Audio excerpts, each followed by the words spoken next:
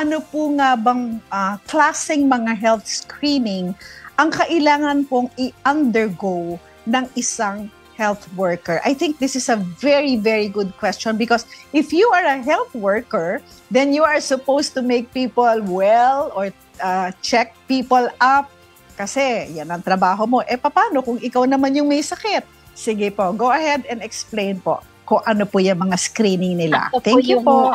Sakto po yung linya natin, Attorney Dot. Kung titingnan po natin, di ba, we take care of people. But who takes care of us? Yun yung parang usual natin na tanong. Kasi parang kadalasan, di ba, nabuburn out yung mga healthcare workers kasi lagi na lang tayong nagbibigay. Pero who gives us the care, the comfort that we need? Yun yung parang nakakaligtaan natin paminsan. We cannot pour from an empty cup, 'di ba? Hindi naman tayo pwedeng magbigay kung tayo mismo hindi buo. Tapos paminsan, 'di ba, parang counterproductive na kami na nasa healthcare service mag-a-advise na kami yung hindi healthy. Paminsan nakakatawa yun. Yung parang, 'di ba, it doesn't make sense. So sa amin sa Sorsogon General Hospital, I don't it's not just the Sorsogon General Hospital, DOH in general, we have an annual physical exam na budget intended for all healthcare workers. So, ideally, lahat ng mga healthcare workers magkakaroon ng annual physical exam. So, health screening dapat mangyayari. Hopefully, i-avail ng lahat ng healthcare practitioner. But not everybody does it. So, I hope na through this program, maiengganyo lahat na mag-avail of this screening para sa lahat ng mga healthcare workers. Kasi importante na healthy tayo para lahat naman may maibigay tayo. Kasi kung hindi tayo healthy, di ba? Ang hirap na maging kawani ng gobyerno na hindi ka healthy. Ganda na sinabi. Very well said. Po. Yes, tama po si Doktora. Actually, Miss Annie, nung kami po ay nagkasama-sama yung mga artists po, kasama ko po dyan si Ogie Alcacid, no? Gumawa po kami ng kanta para po sa inyo. Ewan po if you remember that during the pandemic. Kasi talagang ang puso po namin nasa mga health workers na kayo kasi yung unang na-expose because when you check up yung mga may COVID nung pandemic, ang grabe ng chance talaga na makahawa kayo. And let's flashback. Talagang marami po ang nawala ng mga health workers during the pandemic. So tama po kayo, kailangan naman po maalagaan din natin yung mga nag-aalaga sa atin. I have so many other questions but later na po. This time I would like Miss Annie to ask her question po. Go ahead, Ma'am Annie. Thank you very much, Attorney Dot. Again, mga kasambahay, hataw tayo dahil napakaganda ng issue. We have a limited time, Attorney Dot. Gusto ko itanong kay Doktora, you made mention a while ago na sa pamamagitan ng programa ng Serbisyong Bayanihan sa ngalan po ng aming Kuya Daniel Rason. Attorney Dot, gusto ko itanong kay Doktora Sherry Ann, sabi niya, sa pamamagitan ng programang ito, sana madami po ang mag-avail itong annual check-up o annual screening for workers, health workers. Kasi hindi sila nakakapag-avail. Ma'am, quickly, as far as you are concerned, what seems to be the problem? Kung titingnan mo, this is very important. Sabi nyo nga, it doesn't make sense kung yung nagbibigay ng pag-alaga doon sa ating mga kababayan, hindi naman sila healthy. It doesn't make sense. So, what seems to be the problem? Bakit hindi ito na-avail ng mga health worker? Doktora? Honestly, it's most of the time, wala silang time. Naku. Unfortunately, yes, they care so much for others, they forgot to take care of themselves. Naku, Doktora, Attorney Dot. So, mahirap din ito dahil baka mamaya hindi natin namamalayan na nawawala na yung mga health workers natin dahil doon. So, paano nyo sila mapipilit? Mayroon ba kayong mga iniisip na pamamaraan? May study din po kayo na ginagawa with the help of the Department of Health Anong pwedeng gawin dito? Kailangan Yes ba tayo para mapuwersa sila? May bondo para sa inyo pero hindi nyo nagagamit? Paano po Meron yan? po. Sige Meron po. po. Yes. Go ahead po, Doktora. So, kami sa Surgeon General Hospital, we are, doing the best we can to educate the healthcare workers. Kasi may funds na available. They just don't have the time to avail of it. Yun yung nakakaano. Kasi paminsan may mga kasama kaming nasa-stroke na lang, may mga kasama kaming diabetic na pala, severe na pala yung diabetes, nagka-complications na because they don't avail of the health screening that is available within the hospital. Not just within our hospital, nationwide po yan. Binigay po yan na pribilehiyo ng DOH sa lahat ng mga DOH hospitals, even sa mga DOH na employees. And we are trying to promote this to everyone. So hopefully mag-a-avail na po. When we say health screening po kasi, hindi lang siya na titingnan natin yung usual na para sa high blood, is-screen natin high blood, diabetes, and lifestyle diseases, obesity. Kahapon lang nag-check kami sa aming mga empleyado. And it was alarming to note that parang 5%, yung nagpatimbang pa lang, only 5% of our employees are already obese. So, medyo alarming siya. Doon lang po yung sa amin. Hindi ko pa alam yung buong data nationally. So, yung parang, how can we help our employees do better? How can we make sure that they are healthy? It's through health screening, making sure that they are well, na not just yung standard na ginagawa natin, yung sa CBC to check for anemia, X-ray to check if may TB ba or wala si healthcare worker, HBsAg to check kung may hepatitis or wala si healthcare worker. Yung holistic approach to health screening, yun na yung pinupush natin na gawin sa ngayon, na holistic approach to care na talaga. Even yung mental wellness ng ating healthcare worker, gusto sana nating masama sa ating health screening. Kasi marami din sa amin ang nagkakaroon ng anxiety, depression, or burnout. So, yun yung dapat nating matutukan din at mai-avail ng lahat ng healthcare worker. Kasi we are here, no? Nandito na tayo sa ganitong trabaho. So, we are hoping na yung ma-take care din natin yung ating mga healthcare workers. Alam mo, gusto kong palakpakan kita. Gusto namin palakpakan kayo, Doktora Sherry May. Honestly, ikaw ang unang resource person namin na nag-discuss nitong napaka-importanting issue. Thank you for that. Napakaganda nito.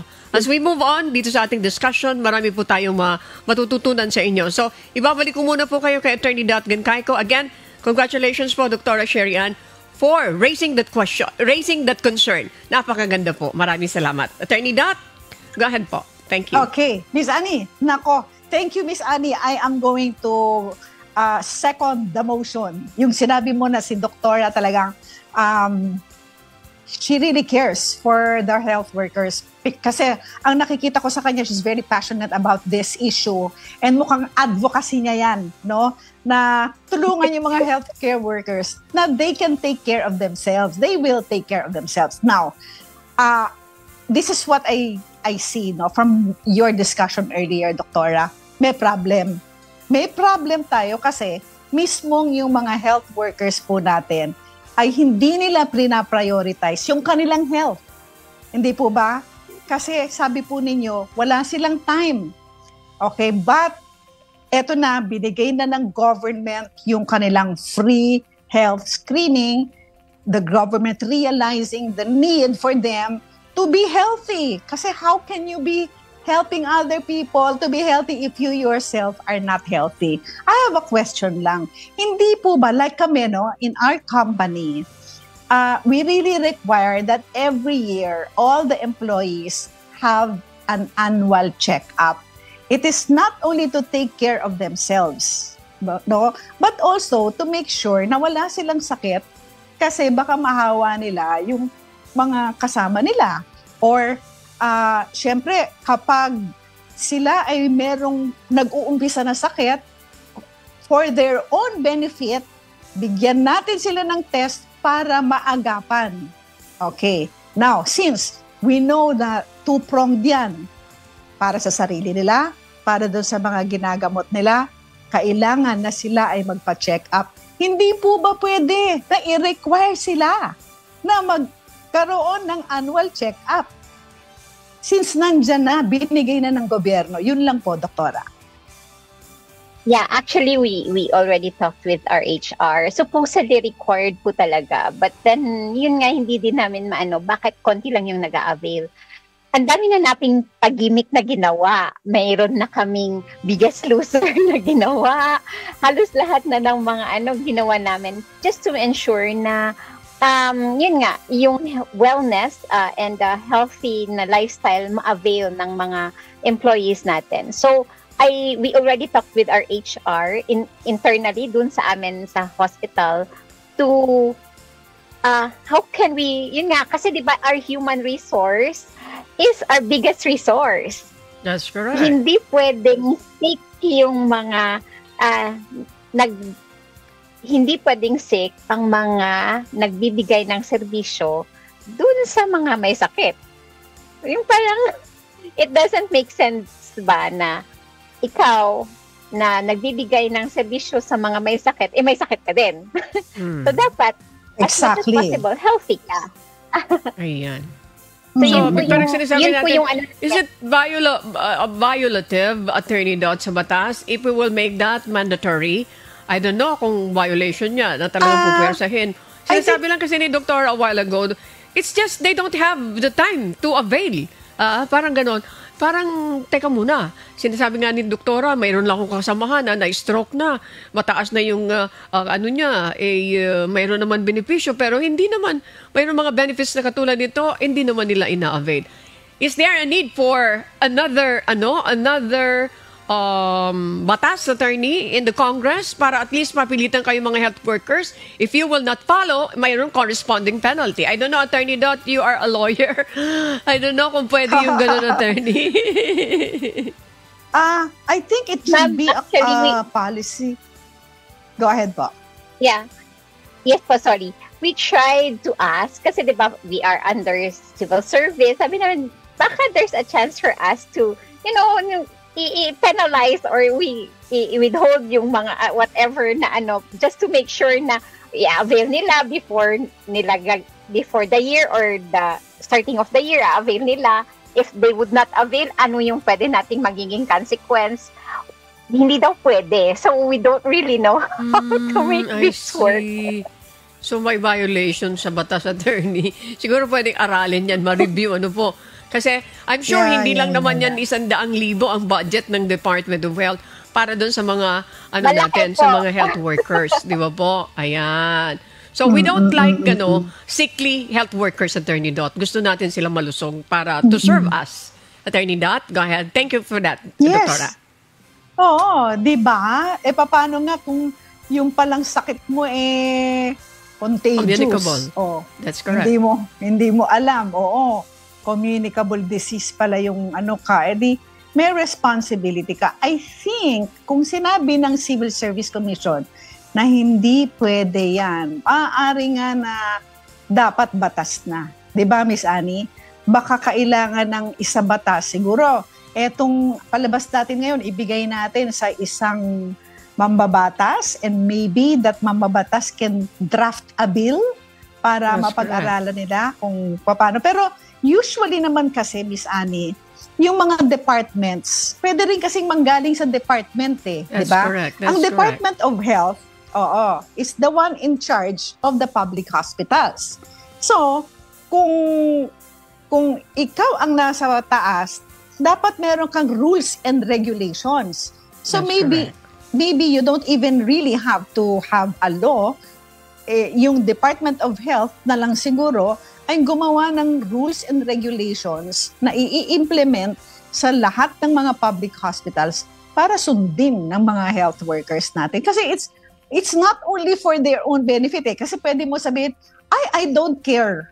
I don't care about myself. O, sige, bahala ka. buhay mo yan. But then, since you are in the public health service, you have that accompanying responsibility to make sure na yung gagamutin mo ay hindi mahahawa sa'yo, di ba? Ayan, that's correct. Anyway, pero Attorney okay, Dot, and Doktora, yes, napag-uusapan natin ito, but it's a no-no to remove the budget. It's a no-no. Because yung budget, hindi yun ang problema. May budget nga, kaya pasalamat tayo. Yung pag-resolve ng problema, hindi sa pamamagitan ng pag-remove ng budget o pag-align ng budget, pagbalik ng budget sa kaba ng bayan. Muli, it's a no-no. Kung maiisip nila, hindi nyo naman ginagamit, mas maigi na dito na babawiin namin ng Department of Budget or Department of Finance.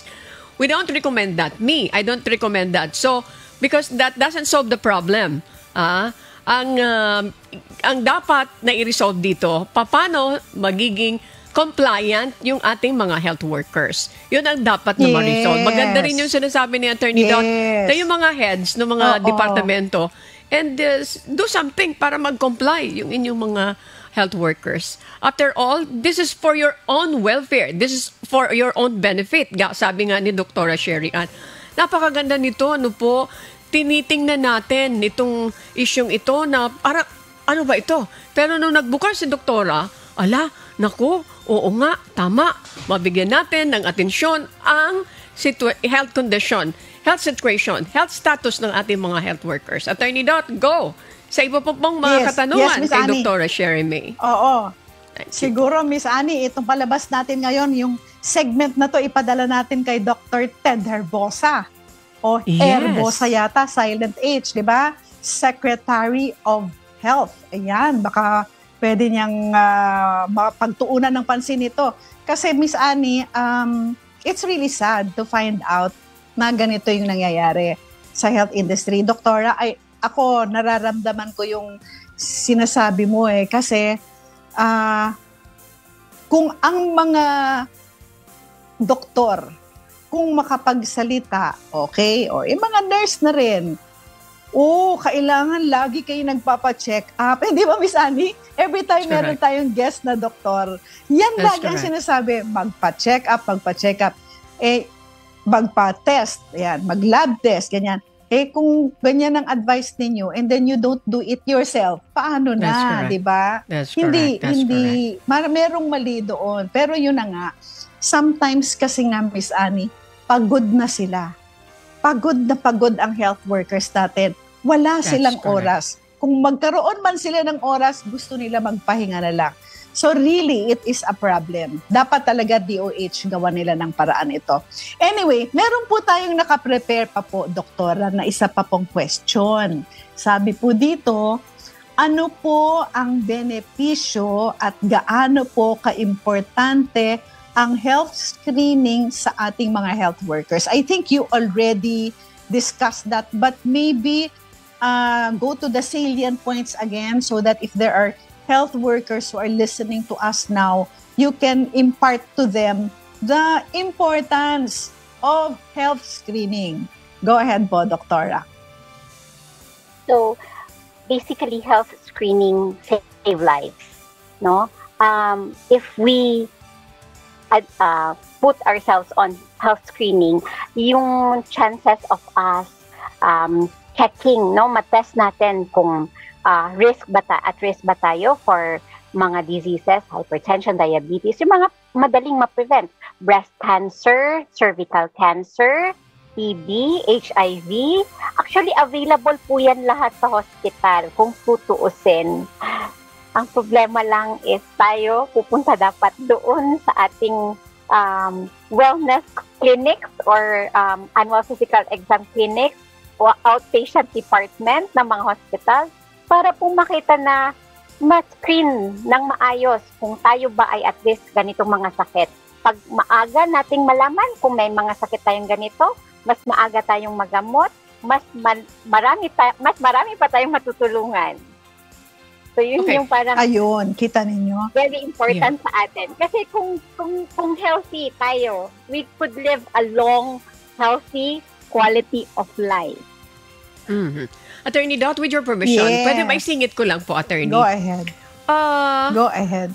iniisip natin paano masutulukan, ibig sabihin, masusolusyonan. Mayroon akong nakikita ng mga bagong teknolohiya. Let's say, for example, when it comes to X-ray, because that's part. Dito po sa kumpanya namin, Attorney Dot, we are proud to say that lahat ng mga empleyado dito ay sumusunod. Kasi yearly, mayroon po kaming ganyan dito na pinapatupad ng aming kumpanya, which is headed by our President and CEO, Kuya Daniel Lozon. On a yearly basis, mayroon po kaming ganyan. Salamat sa Diyos kasi syempre yung mga empleyado, participative, supportive sila. Doon sa sinasabi natin, outside, di ba po ngayon, mayroon na tayong mga bagong teknolohiya just to make it easier for them. Let's say, for example, the X-ray. Di ba po yung X-ray ngayon, kahit na parang kasing laki ng backpack, you can bring that at pwede ka nang i-X-ray. I don't know if you have. Pwede rin kung mayroon mobile X-ray if you have. Para lang at least ma-force natin yung mga empleyado. Ano yung mga tests na mas mabilis na gawin? Ma-encourage sila. O itong test na to, you can do it within 5 minutes. Matatapos ka na. So don't disregard. So baka pwedeng palawakin pa rin natin yung campaign, Attorney Dot, para at least maunawaan kasi we cannot also blame them. They are all occupied. Yung mga hospitals, sometimes, hindi pa naman natin batid kung yung kanilang mga pangangailangan. Let's say, for example, kung isang pasyente, ang ina-attend niya, isang nurse siya, ina-attend niya 20 mga pasyente, talagang mas gugustuhin niya ng matulog. Para ma-simplify natin dyan, Doktora, mayroon ba tayong nakikitang mga lab tests na pwedeng mapadali instead of these people, of these health workers, going to that hospital para magpa-check? Pwede po ba na dalhin na lang sa kanila at doon na lang gagawin yung mga test na yan? I don't know, Doktora, if it's possible in your place. Actually, sa amin, kung nandun lang within the hospital, yung mga laboratory tests na needed by our employees.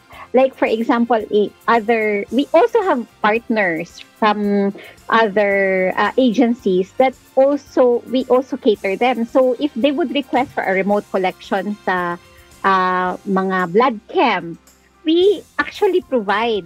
So it's just that their willingness to undergo that okay. So, yun, Attorney, nakita natin. It's really the time. Okay, thank you for that, Doktora Sherry May, na nandyan lang pala sa hospital ninyo, available na yan. Okay, thank you for that. Okay. Attorney Dot, back to you, Attorney Dot. Thank you po. Yes, Miss Annie. So, ganito. Iniisip ko kasi, bakit ang isang tao ay hindi magpapa-lab test or magpapa-screen? Number one reason, walang pera. Kaso in this case, hindi problema yun. Kasi libre na nga. Di ba? Number two reason, masyadong malayo. Mahirap pumunta kung saan magpapa-lab test. Sabi ni Doktora, hindi na nga kailangan lumayo. Nandun na. Doon sa mismong hospital, meron na sila dyan. Pwede na dyan magpa-screening. Hindi lang yon, pwede rin mag-request na kahit doon siguro sa bahay nila, if needed, pwedeng papuntahin. So, ang ibig sabihin talaga, ang may problema, yung attitude nung tao. Hindi talaga niya pina-prioritize. Kasi nga, possible nga na pagod eh. Pagod. Mas gusto nila nga na mag-rest na lang. So ako honestly, Ma'am Annie at saka Doktora, ang nakikita ko talaga lang na solution dyan, you have to make it mandatory. That's correct. You really have to. Yes. Oo. Kasi sabi nga ni Doktora kanina, naku, lahat na nga ng ginawa na nila, lahat ng attraction, lahat ng siguro binigyan pa ninyo sila ng kung ano-anong whatever, siguro mga program and everything. Pero hindi na ganun eh. Ang kailangan na penalty na. 'Di ba? Penalty na. Kasi nga it's also for the public good that our public health workers are healthy and have no diseases. Like for example, sinabi ni Ma'am, na merong HIV test. Paano, Miss Annie, kung hindi nagpapa-HIV test yung ating doktor o nurse na nag-i-injection at matamaan niya yung kanyang skin, nakakuha ng blood bago na-inject doon sa pasyente. Paano na? 'Di ba? It's a way of transferring the infected blood nung may HIV. So, may reason eh. Pag sinabi ng DOH na you really have to do this, nandyan ang rason. Diba? Okay. Sige, Miss Annie, ikaw naman. Thank you for that, Attorney Dot. Maganda ito, and we hope tamang-tama we can discuss this with Secretary Ted Herbosa sa mga susunod na araw. This is very important para sa benepisyo ito ng mga public health workers. Napakaganda nito and very honest si Dr. Sherry May. I-discuss sa amin itong bagay na ito ngayong hapon. Marami na silang ginagawang paraan, pero ilang porsyento lamang po ang nag-a-avail. Hoping na next time na makasama natin at ma-interview ulit si Dr. Sherry May, ay madidiscuss natin baka sakaling ma-improve yung percentage na yan. But at this point, Doktora, mayroon naman po kami gustong malaman sa inyo. Since kayo po ay from Soxurgen General Hospital, lagi natin binabanggit dito, pinapasalamatan natin yung mga medical staff and yung mga doctors dyan sa inyong hospital. Galing na po sa inyo, pwede ba namin malaman yung mga main services na ginagawa ng inyong hospital at ano-ano mga places, ano-ano mga lugar ang laging pumupunta dyan sa hospital ninyo para mag-avail ng mga services na yan. Thank you very much po, Doktora. Thank you po. So, in line with the topic po, DOH hindi po nagkulang sa pagbigay ng paalala sa amin with regards to health screening. It's just that yung availment lang. Si Soxurgen General Hospital po is level 1 hospital pa lang po siya in Region 12. Bago pa lang po kami na hospital. We are a 3-year-old hospital and we are hoping to get bigger in the days to come, in the years to come. And as a level 1 hospital, yung primary area po namin is yung South Cotabato, part of Sultan Kudarat, and part din po ng may mga areas po from Maguindanao na pupunta na rin po sa amin. Sarangani, nagpa-partner na rin po kami sa ibang LGUs sa kanila. So, basically, yung basic services na provide na po natin. Thankful po kami sa UNTV for the partnership and hopefully, pag pupunta po kami sa ibang mga GIDA areas, makakasama na po namin kayo. Si Soxurgen General Hospital po, kasi nag-i-introduce pa lang po kami sa community. So, as part of our parang health program sa PHU, pumupunta po kami sa GIDA areas, which is identified actually by our partner military na mga para ma-reach po namin yung mga kung saan kami mas kailangan. I think yun din naman yung goal ng UNTV, kaya po nag-partner po tayo. So, marami na, so far, I think we already reached mga 4 GIDA areas dito sa Soxurgen for the last year na ginawa natin yung outreach programs natin. And sa services naman po, yun, we have the outpatient, the emergency department. We have the functional na rin po yung operating rooms namin and the delivery rooms. Catering 75 beds pa lang po kami ngayon, but hopefully to increase within this year kasi nagta-target po kami na magiging level 2 this year po. Wow! Ganda ng balita sa atin ng Doktora Sherry May, Attorney Dot. Yes. Anyway. So, Miss Annie, do you have any other questions there? Ang gusto natin magpasalamat sa kanya dahil tama yung sinabi niya, hindi nagpapabaya naman yung Department of Health. Okay, thank you for that. At yung mga services na ginagawaran po nitong Soxurgen General Hospital, South Cotabato, Sultan Kudarat, Maguindanao, Sarangani, mga kasamba, yung ating mga kababayan dyan na nag-a-avail ng mga services. Tayo nagpapasalamat. At sila din po, dahil may partnership tayo dyan, Attorney Dot, sa kanila, dahil alam nila yung objective po ng UNTV, ng mga medical missions na nasa likod naman ang Kuya Daniel Rason ng MCGI na nakakaikot hindi lamang po dyan sa lugar niyo, ma'am, sa iba't ibang panig po ng Pilipinas at sa ibang mundo. Nakakarating po ang mga medical missions na yan ng aming Kuya Daniel Rason, kasama po dyan ng MCGI. Nagpapasalamat po kami. Ma'am, anytime na mayroon po kayong gusto iparating dito po sa UNTV, feel free to get in touch, and thank you. Nagpapasalamat kami for raising that issue this afternoon dito po sa Serbisyong Bayanihan. Quickly, ma'am, what is your message sa ating mga kababayan?